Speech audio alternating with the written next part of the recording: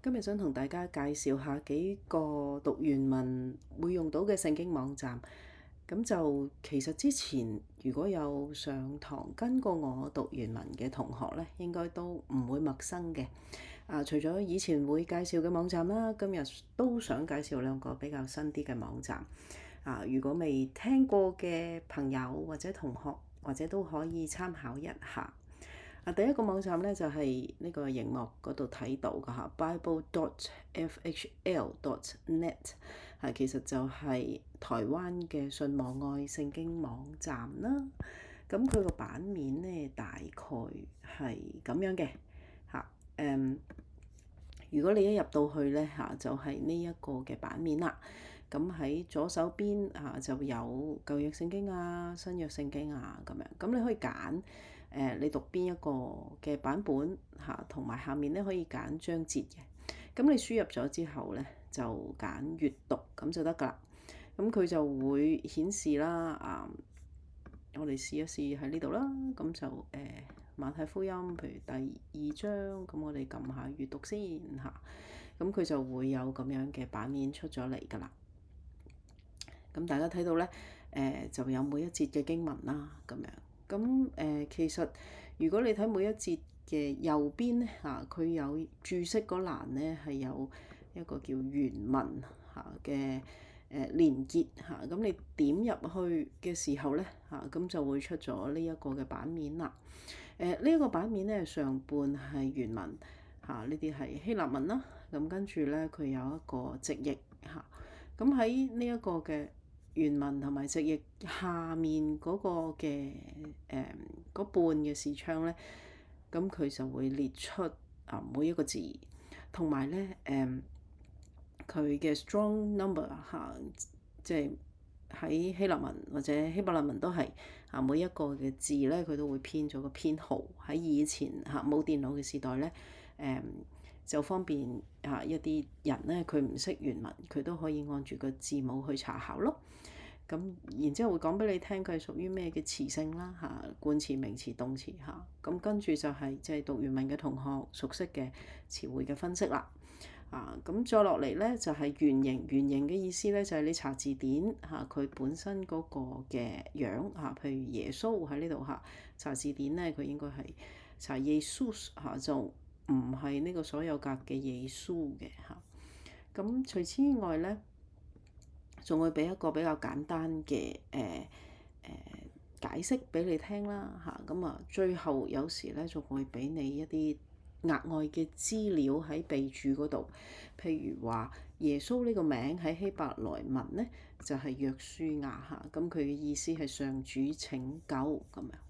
咁信望愛網站其實都係非常之歷史悠久嘅一個網站啦咁同埋佢嘅資料都係幾齊全嘅我哋如果翻去最初呢個版面咧，除咗頭先我哋話喺左手邊讀聖經啦，咁其實中間咧有一個希漢新約語義大詞典就係即係我哋平時講嘅 Low and Nida 呢一本嘅詞典。咁喺右邊咧，亦都有原文聖經朗讀嘅一啲嘅資料甚至咧係一個希臘文或者希伯來文嘅歌希臘文嘅課程等等其實佢都係好豐富嘅咁呢個喺台灣嘅機構啦即係做咗好多好有意思嘅讀經嘅工作。咁我想介紹嘅第二個網站咧，就係叫做Step Bible Step Bible 咧係英國嘅Tyndale House 做嘅一個網站。咁你見到你都係可以同樣係揀唔同嘅版本啦喺最左上角呢度可以揀中文啦、原文啦英文啦咁樣。咁你亦都咧係可以揀經文嘅譬如喺呢一度就可以揀馬太福音第2章咁樣，咁佢就會顯示馬太福音第2章啦。你見到啦，耶穌呢個字當我嗰個滑鼠點到去耶穌呢個字嘅原文咧，咁佢喺上面就會有藍色嘅格仔講俾你聽究竟係咩嘅意思嚇？咁呢個經文咧，其實你係可以即係指住某一個字去點入去嘅嚇。譬如話我哋頭先點咗耶穌啦嚇，咁你見到咧右邊咧咁就會顯示一啲即係同耶穌有關嘅字彙啦。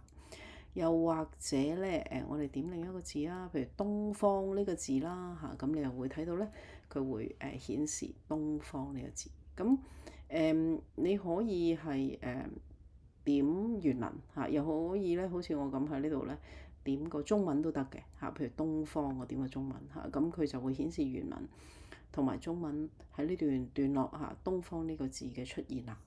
咁我哋睇下右邊呢度，佢咧就會講俾你聽，呢個詞彙嘅變化啦。嚇，咁佢本身喺查字典應該查嗰個嘅字啦。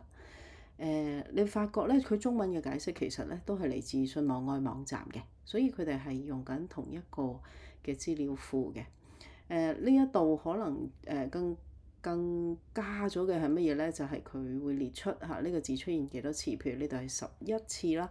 咁你見到上面咧就已經係顯示咗11次啦嚇。我哋搬翻過嚟少少，你會睇得清楚啲嚇。咁就不過係英文嘅喎，你話嚇咁我哋點呢個11次呢個字啦，咁你就睇到咧佢會喺個視窗嗰度顯示呢11次嘅中文嚇。咁所以 Study Bible 其實都係一個幾好嘅資源，幾好嘅網站嚟嘅。你可以好簡單、好快脆咁樣就睇到唔同嘅字嘅解釋啦嚇。咁頭先我哋睇嘅就係即係甚至你可以做一啲即係11次串珠啊、搜尋啊咁樣。咁其實佢仲有好多其他嘅功能嘅即係有。如果你睇右上角啦，佢有段落分析啊，佢有書籤啊、字體等等等等咁其實大家可以再去有時間去探討下。第三個我想介紹嘅網站咧就再新啲啦，呢個叫 Sparks.Bible 咁中文叫做火花呢個咧係大英聖書公會英國嘅聖經公會啦，你可以話佢做嘅一個網站。咁其實咧佢主要嗰個嘅資料庫咧都係嚟自信望愛嘅資料庫嚟嘅咁所以其實佢哋係用同一堆嘅資料不過你見到呢個火花網站咧，佢成個嘅排版又新穎咗啲啦咁同 Study Bible 有啲類似，你點譬如希律咁，佢就會顯示希律原本嘅字啦，佢嘅 strong code 啦，佢嘅變化啦，喺詞典嘅形式啦，咁仲有咧喺新約唔同嘅翻譯思高譯本會點譯啦。咁我哋頭先提到信望愛嘅語義大詞典，佢呢度咧亦都會列出即係語義大詞典咁就仲會列出咧喺呢個詞典裏邊咧全部嘅解釋即係如果你需要即係除咗係呢一節你見到馬太福音2章1節嘅解釋，你仲想要其他解釋咧，咁佢都會列出嚟嘅。咁更加即係好嘅係乜嘢咧？咁我哋睇下，譬如東方呢個字啦咁除咗頭先嘅各樣解釋之外咧，其實呢個網站佢加多咗一啲嘅數據啦你可以睇下，譬如喺和合本2010呢一個即係 Anatole 呢個字佢出現咗11次，頭先我哋睇咁咧，其中2次係譯做東邊2次譯做東，4次譯做東方，係咪好有意思咧？即係你可以揀繁體簡體你可以即係睇原文呢一個字其實喺和合本2010係點譯㗎咁佢即刻就講俾你聽啦，同埋都好清晰嘅咁仲會列埋呢個經文。除此以外咧，佢會有個表話俾你聽咧，喺唔同嘅書卷佢嘅分佈啦咁次數啦咁樣。咁所以譬如喺馬太福音佢出現咗6次啦，喺路加福音4次啦，喺啟示錄係7次啦。咁使徒行傳冇提到東方呢個字喎，咁即係你可以即刻睇到嚇。保羅書信都冇用到過呢個字咁，即係呢啲都係幾有用嘅資料嚇。咁加上咧除咗係即係呢一啲嘅功能之外咧，其實你睇睇啦，佢有 AI 嘅。咁 AI 咧都好有趣㗎，佢就會話咧你想問乜嘢嚇？咁當然有一啲係我哋熟悉嘅譬如係《申命記》，第一叫《申命記》啦嚇。咁但係其實咧佢仲有啲即係真係 AI 可以做到㗎，譬如創作一首基於雅歌呢一節嘅愛情頌歌咁嚇都得㗎，叫佢作歌嚇。咁有兩個嘅版本嚇，你可以簡潔咁樣答嚇，或者進階咁樣答嚇。仲有一個咧就係專區啦嚇，你睇到專區咧，佢有唔同嘅資料喺背後嚇，譬如咧有25位中西牧者、思想家、神學家嘅資料嚇，你問佢哋啦咁，或者咧係新約背景同埋相關文獻，你可以問佢哋啦，或者係教父嘅聖經注釋啦，或者咧係查經嘅模式咁樣。咁我自己咧就未好純熟去用呢個功能嘅，可能咧大家去試下同呢啲唔同嘅資料對話下，跟住講俾我聽你哋嘅經驗啦。咁所以我哋提到嘅3個網站咧，幾乎你可以話係即係聖經網站嘅3個時代啦。我覺得嚇，咁由信望愛呢個即係你睇版面你都感受到佢係一個即係比較早期啲嘅網站嘅建設啦，到 Step Bible 嚇，即係個互動嘅元素會多啲啦，去到火花嚇就直情咧進入 AI 嘅時代啦。咁我仲想介紹一個嘅網站咧係英文嘅嚇。頭先我哋睇嗰啲網站，一係就係信望愛嗰個就係中文㗎啦。Step Bible 同埋 Sparks 咧，其實你都可以將佢設定成為中文嚇。咁但係嚟緊呢個咧 Bible Arc 咧就係英文嘅。咁點解要介紹佢咧？咁因為我覺得佢有一個功能好好嘅。佢咧都係有原文喺度啦，你見到係咪？咁我特別想提一個功能啫，就係咧你見到呢個係馬可福音嘅第1章1節嚇。咁結束嘅時候有一個咁樣嘅類似一個圓形實心嘅點嚇。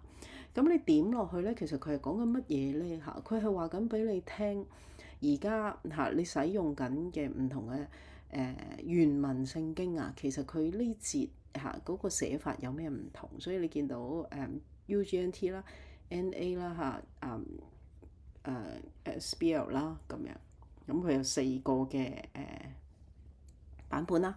咁UGNT 就係最大路啦嚇，神嘅兒子嚇，咁冇冠詞嘅。咁咧 NA 咧就有括住嚇神嘅兒子。咁咧第3個咧，你見到呢中間又多咗個冠詞嚇 to 嚇。咁第4個咧就冇咗神嘅兒子呢一度。咁跟住咧，你見到佢話咗俾你聽個抄本差異啦，或者而家我哋版本差異啦。咁跟住佢仲有呢個 show ancient manuscripts 呢一個嘅細細嘅框，你點落去咧，其實做乜嘢咧？佢就會將唔同嘅抄本，早期嘅抄本，譬如01其實就係西乃抄本啊。02咧就係亞歷山大嘅抄本5世紀。咁佢會話俾你聽咧如果係用大草寫嘅希臘文，佢哋個差異會係點嚇？咁以前可能你都係靠估，嗰度多咗一個字母，少咗一個字母。